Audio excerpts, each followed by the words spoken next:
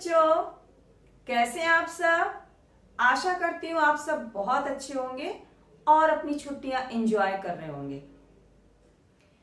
भाई, एंजॉयमेंट के साथ साथ थोड़ी पढ़ाई भी जरूरी है ना। तो आज मैं आपको जो लेसन पढ़ाने जा रही हूँ वो एक छोटी बच्ची के बारे में है जिसका नाम है अनारिका। अनारिका एक जिज्ञासु प्रवृत्ति की लड़की है। जैसे वैसे जनरली सभी बच्चे जिज्ञासु प्रवृत्ति के होते हैं। जिज्ञासु मतलब जानने की इच्छा रखने वाला। तो सभी को जिज्ञासु होना चाहिए। बच्चों को ही क्यों, सभी को जिज्ञासु होना चाहिए, क्योंकि जिज्ञासु व्यक्ति ही आगे बढ़ता है और अधिक से अधिक जानकारी प्राप्त करता है। इसलिए हम सभी को जिज्ञासु होना चाहिए। तो ये हमारी छोटी बच्ची अनारिका है, वो बहुत ही हर चीज को जानने की इच्छा रखती है और जो जानने की इच्छा रखता है वो तरह तरह के प्रश्न करता है। तो ऐसी ही है हमारी अनारिका। तो जैसा कि आप देख रहे हैं कि अनारिका जो है, मुख्य नाम क्या है, अनारिका। तो हम सबसे पहले शीर्षक का अर्थ समझ लेते हैं। अनारिका याह जिज्ञासा। अनारिका याह कैसे बना, इसमें षष्ठी विभक्ति लगी हुई है और कौन सा कारक है, संबंध कारक, राइट। तो संबंध कारक का चिन्ह होता है काके की रारेरी। तो अनारिका या का मतलब हो गया अनारिका की जिज्ञासा, मतलब जानने की इच्छा। तो हमारे शीर्षक का अर्थ हो गया अनारिका की जानने की इच्छा। ओके, तो चलिए हम अनारिका से मिलते हैं कि अनारिका हमारी कैसी है। मैं आपको पूरे पाठ की व्याख्या बताऊंगी, एक्सप्लेनेशन बताऊंगी, और वैसे तो वर्ड मीनिंग्स जो हैं पीछे लेसन में दी हुई हैं उनको तो आपको याद करना ही है। इसके अलावा जो भी आपको नया शब्द लगता है, और मैं जब एक्सप्लेनेशन कर रही हूँ अनुवाद करने के साथ साथ बीच में एक्सप्लेन भी करूंगी, डिटेल बताऊंगी। तो आप डिफिकल्ट वर्ड्स जो हैं अंडरलाइन करते जाएं और उनका अर्थ लिखते जाएं। और जैसा कि मैं बार बार कहती हूँ कि किसी लैंग्वेज को सीखने के लिए उसके शब्द अर्थ याद करना, ज्यादा से ज्यादा शब्दों के अर्थ याद करना बहुत आवश्यक है। वोकैबुलरी बढ़ाना बहुत आवश्यक है, तभी किसी लैंग्वेज को आप सीख पाएंगे। तो प्लीज ये आप अपनी हैबिट डालिए जो कि छूट चुकी है। आप शब्द अर्थ याद करिए हर लेसन के और भाषा को समझने की कोशिश करिए। और जो बच्चा ज्यादा से ज्यादा पेंसिल का यूज अपनी बुक में करता है, टीचर के पढ़ाते समय जो भी नई बात होती है वो लिखता है, तो वो ही बहुत होशियार बनता है। वो जब वो रिवीजन करता है ना, तो उसकी सारी चीजें उसको तैयार मिलती हैं और सारे शब्दों के अर्थ और जो भी उसको रिकॉल हो जाता है, तो लेसन अच्छे से समझ में आ जाता है। इसलिए आप पेंसिल का ज्यादा से ज्यादा यूज करिए अपनी बुक पर। Okay okay. तो इस लेसन में आप ऋकारांत पुल्लिंग शब्द पढ़ेंगे। ऋकारांत जैसे आप पढ़ चुके हैं अकारांत, आकारांत, इकारांत, उकारांत, इन सब की परिभाषा आपको मालूम है ना। इसी तरह है ऋकारांत। ऋकारांत मतलब रे ऋषि की आवाज से अंत होने वाले शब्द ऋकारांत कहलाते हैं। ओके, तो चलिए शुरू करते हैं। बालिकायाः अनारिकायाः मनसि सर्वदा महती जिज्ञासा भवति। बालिका अनारिका के मन में हमेशा बहुत जिज्ञासा होती है। अतः सा बहून प्रश्नान् पृच्छति, इसलिए वह बहुत सारे प्रश्न पूछती रहती है। तस्याः प्रश्नैः सर्वेषां बुद्धिः चक्रवत् भ्रमति, उसके प्रश्नों के द्वारा सभी की बुद्धि चक्रवत घूम जाती, पहिए के समान घूम जाती है। प्रातः उत्थाय सा अनुभवत यत् तस्याः मनः प्रसन्नं नास्ति, सुबह उठकर उसने अनुभव किया कि उसका मन खुश नहीं है। कभी कभी आपको भी लगता है ना कि अरे आज अच्छा नहीं लग रहा, तो उसे भी ऐसा लगा कि आज कुछ अच्छा नहीं लग रहा है। मनोविनोदाय सा भ्रमितुं गृहात् बहिः अगच्छत्, और मन को खुश करने के लिए वो घर से बाहर गई। चिरं च अभ्रमत्, और देर तक घूमती रही। तो आपने आपने देखा इस सेंटेंस में यत शब्द आया है, तो ये दो वाक्यों को जोड़ रहा है, तो इसको इंग्लिश में क्या कहते हैं? कंजंक्शन। तो ये है यत। यत मतलब कि, जो हिंदी में छोटा की होता है ना, वो है, और इंग्लिश में दैट। दैट जो दो सेंटेंसेस को जोड़ता है, ठीक है, वो वाला दैट। ठीक है। भ्रमण काले सा पश्यत यत मार्गा सुसज्जिता सन्ति। रास्ते में घूमते समय उसने देखा कि रास्ते जो हैं सजे हुए हैं। सुसज्जिताः सजे हुए हैं। किम कारणम अत्र इति चिंतयन्ति सा अस्मरत। इसका क्या कारण है, ऐसा वो सोचती हुई इसको उसने याद किया, उसे याद आया। अद्य तु मंत्री आगमिष्यति। आज तो मंत्री आएंगे।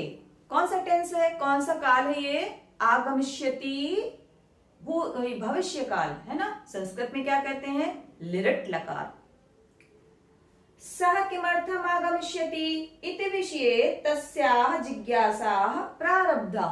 वो किस लिए आएंगे, ऐसे विषय, इस विषय में जानने के लिए उसकी इच्छा शुरू हो गई। प्रारब्धा मतलब शुरू हो गई।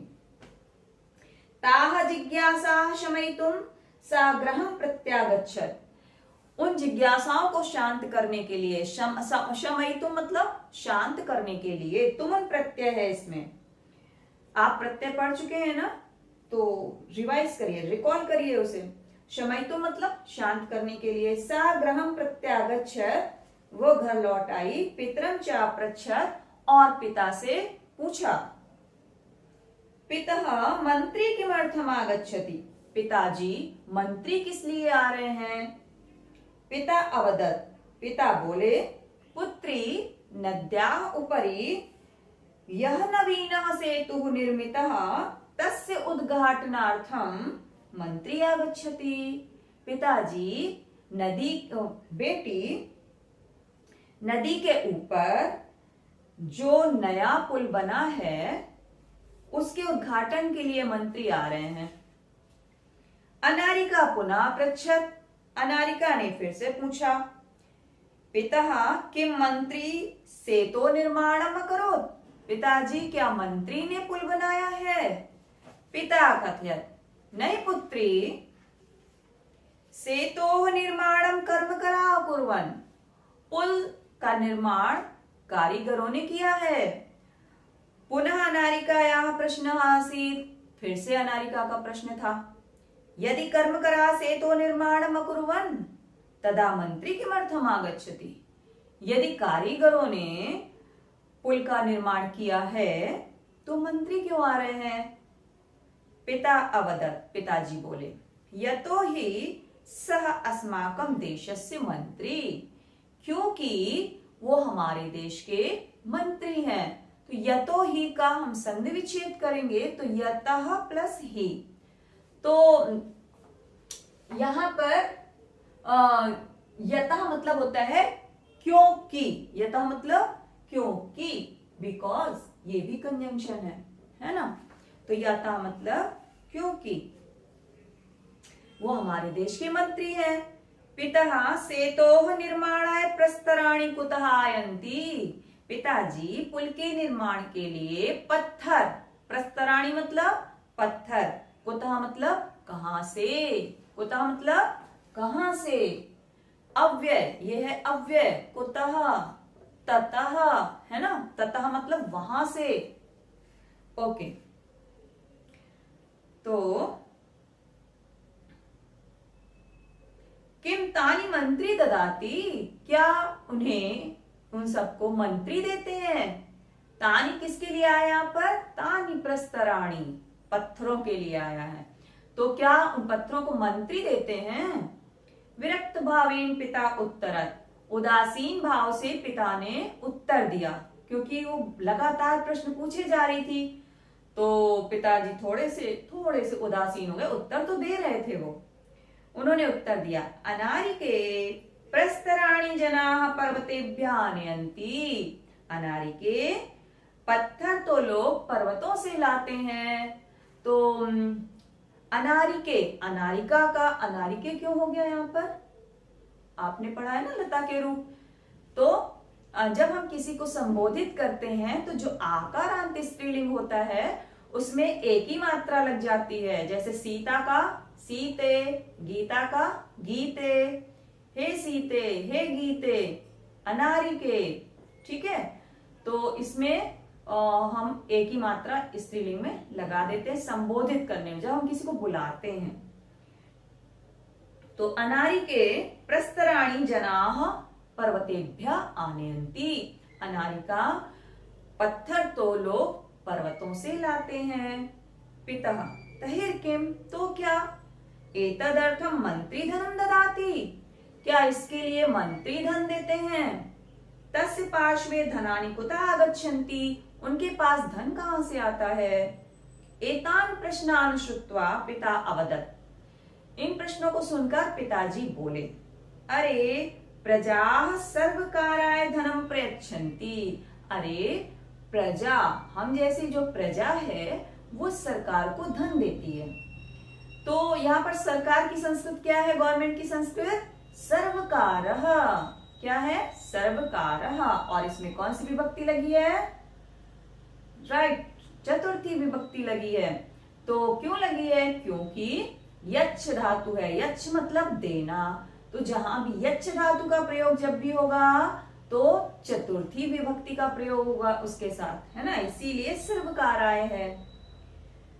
विस्मिता अनारिका पुनरपृच्छत, आश्चर्यचकित होकर अनारिका ने फिर से पूछा, पुनः प्लस अपृच्छत, फिर से पूछा।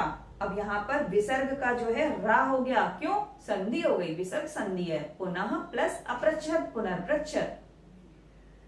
पितः यदि कर्मकराः पर्वतेभ्यः प्रस्त्राणि आनीय सेतुं निर्मान्ति, पिताजी यदि कारीगर पर्वतों से पत्थर लाकर पुल बनाते हैं, प्रजा सर्वकाराय धनम ददाति, और प्रजा जो है सरकार को धन देती है, तहिर मंत्री सेतोद्घाटनार्थम किमर्थम आगच्छति, तब मंत्री पुल के उद्घाटन के लिए क्यों आ रहे हैं। बहून प्रश्नान उत्तरत पिता अवदत्, अनेक प्रश्नों के उत्तर देते हुए पिताजी बोले, प्रथममेव अहम अकथ्यम, पहले ही मैंने कहा था। प्रथमम प्लस एव, प्रथमम मतलब पहले, एव मतलब ही, यहां भी संधि है। तो संधि भी आप पूरी रिवाइज करिए। आप जो भी ग्रामर में चैप्टर पढ़ते हैं ना, शुरू से अभी तक जितने भी पढ़े हैं, आपको रेगुलर रिवाइज करना है, तभी उसको इसमें इंक्लूड कर पाएंगे आप। तो प्रथममेव, पहले ही मैंने कहा था, यत् सह एव देशस्य मंत्री अस्ति, कि वही देश के मंत्री हैं। बहून प्रश्नान करोष, बहुत प्रश्न करती हो। सुसज्जिता भूत्वा विद्यालयं गच्छ, चलो तैयार होकर विद्यालय जाओ। इदानीम अपि अनारिकायाः मनसि बहवः प्रश्नाः सन्ति, अब भी अनारिका के मन में बहुत सारे प्रश्न हैं जो वो बाद में पूछती रहेगी। तो आप लोग भी ऐसे हैं ना, अगर ऐसे कुछ बच्चे ऐसे नहीं है, संकोच करते हैं प्रश्न पूछने में, तो उनको पूछना चाहिए किसी से भी, अपने शिक्षक शिक्षिकाओं से, अपने बड़े लोगों से जो आपसे बड़े हैं, और अपनी जिज्ञासाओं को शांत करने के लिए न्यूज़पेपर पढ़ना चाहिए, न्यूज़ सुननी चाहिए, है ना। तो जहां से भी हमें ज्ञान मिले हमें लेना चाहिए। कि आज के लिए इतना ही, अगले वीडियो में हम फिर मिलते हैं इस लेसन की एक्सरसाइज के साथ। जय हिंद।